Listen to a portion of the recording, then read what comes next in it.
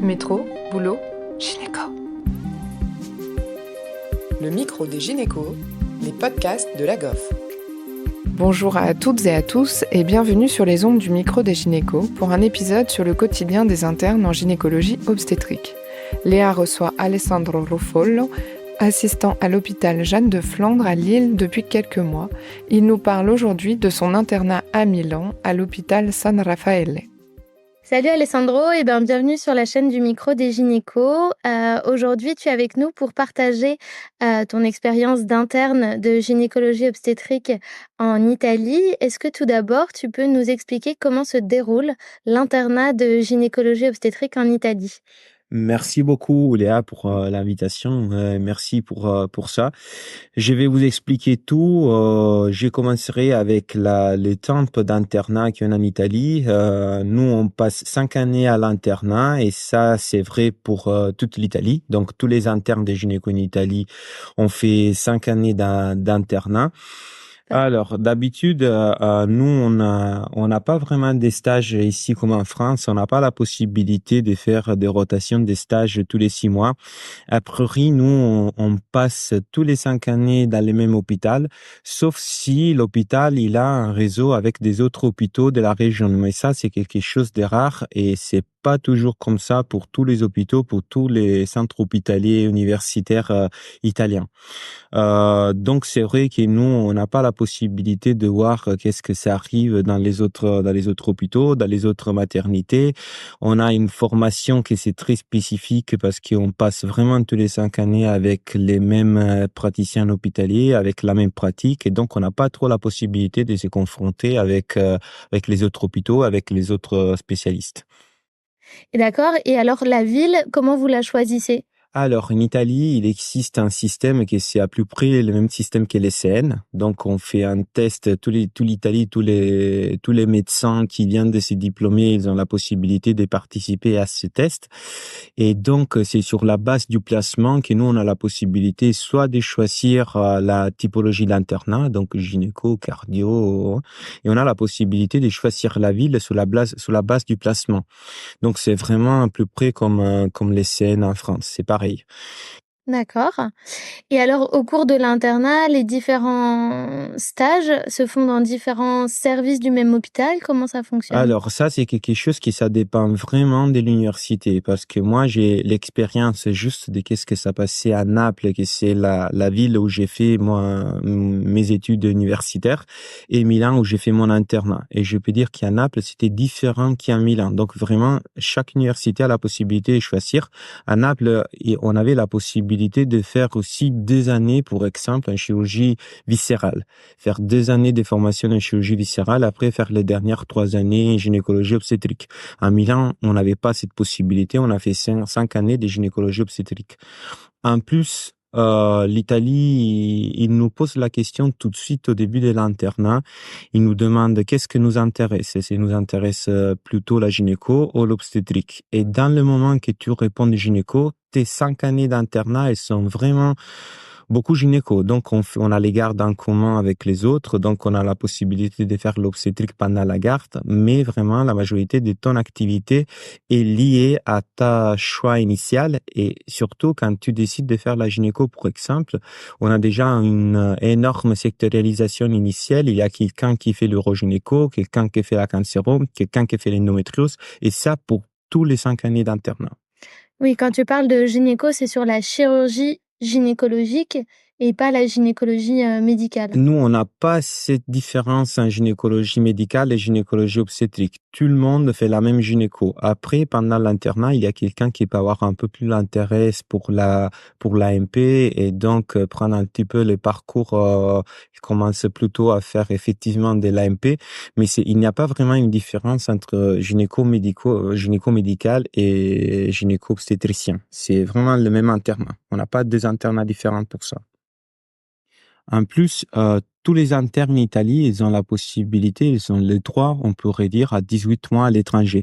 Ça signifie que tout le monde a la possibilité de demander au chef du service la possibilité de visiter des endroits, soit à l'étranger, qui est aussi en Italie, comme un petit peu comme un interchu, on peut dire.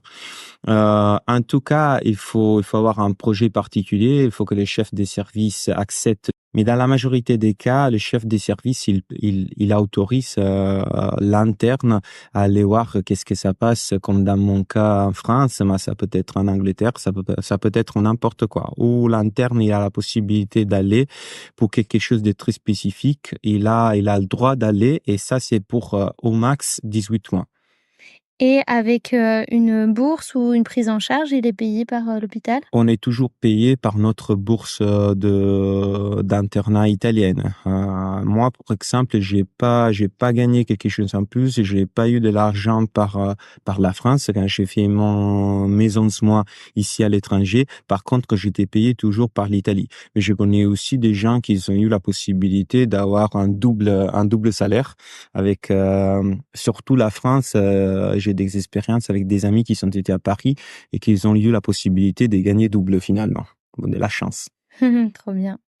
Et alors pendant les stages, quel est votre degré d'autonomisation? J'imagine qu'il est progressif. Est-ce que tu peux nous expliquer un peu ce que vous pouvez faire, pas faire? Alors ça, c'est vraiment peut-être la pire chose de laquelle je peux vous parler des stages, des internats en Italie. Parce qu'en Italie, l'apprentissage et l'autonomisation sont vraiment quelque chose de très, très lent. C'est vrai que ça dépend toujours des universités, ça dépend toujours des parcours, donc c'est différent pour tout le monde, mais c'est sûr qu'au moins je peux parler pour les spécialisations, les internats qui sont plutôt chirurgicales, l'autonomisation est quelque chose de très lent. Je peux parler juste pour Milan parce que c'est l'internat où j'ai pratiqué, mais ça, je crois on peut dire que c'est la même chose à plus près pour les 80% des universités italiennes. On n'a pas tout le droit de faire, surtout en chirurgie. En chirurgie, on est toujours en troisième aide, au deuxième aide, et c'est rare de faire des gestes en premier opérateur. Voire impossible de faire des hystérectomies ou des gestes comme ça. C'est toujours des petits gestes qu'on a le droit de faire si on a le droit de faire.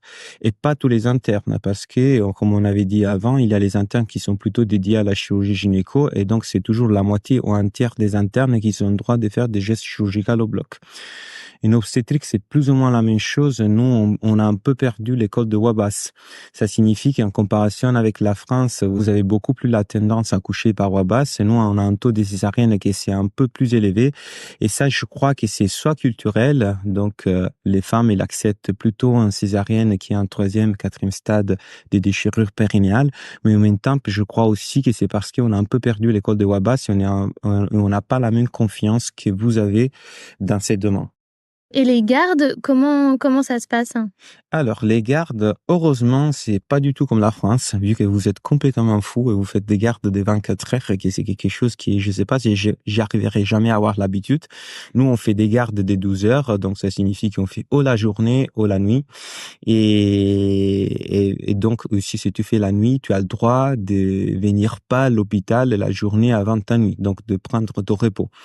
Finalement, ça se marche pas comme ça, parce que pour les internes, il y a toujours la nécessité de venir en hôpital, soit le même jour de la garde, si tu fais la garde de nuit, que quelquefois de rester sur ton repos des gardes. Mais ça, c'est un peu le joug je crois, de tous les médecins. C'est pas quelque chose d'exclusif qui ça passe juste en Italie.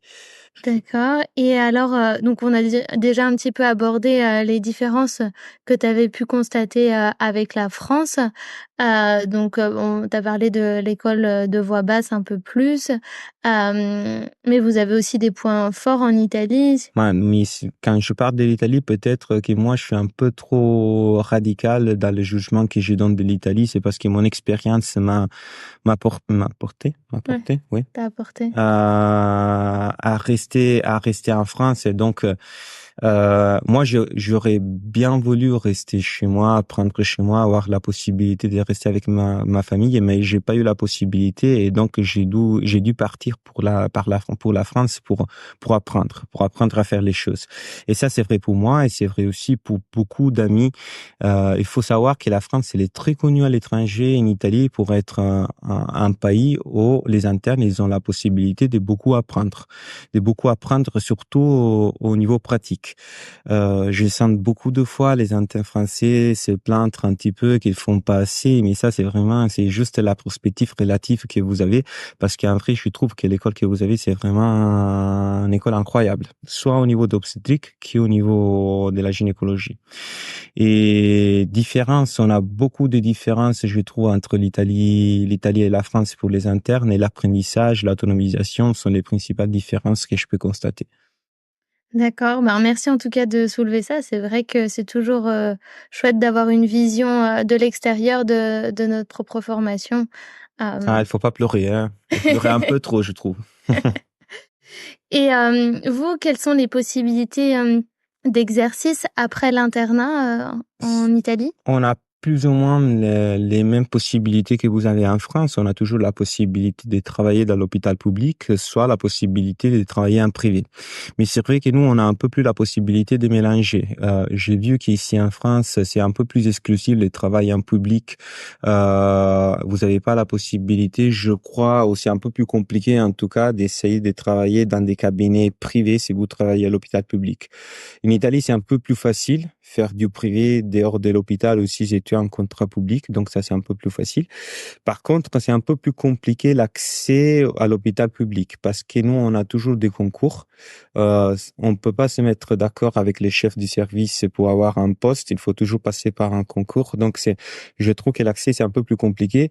Et aussi au niveau de la formation, c'est un peu moins intéressant parce que personne n'écoute à qu'est-ce que tu voudrais faire, c'est lequel ton parcours. Finalement, tu es choisi parce qu'il faut couvrir les services. Donc, à la fin de ton internat, tu fais qu'est-ce que tu peux. Tu trouves l'hôpital qui peut t'engager et c'est pas évident que tu vas faire les choses pour lesquelles tu essaies de te former et que tu voudrais bien faire dans ta vie.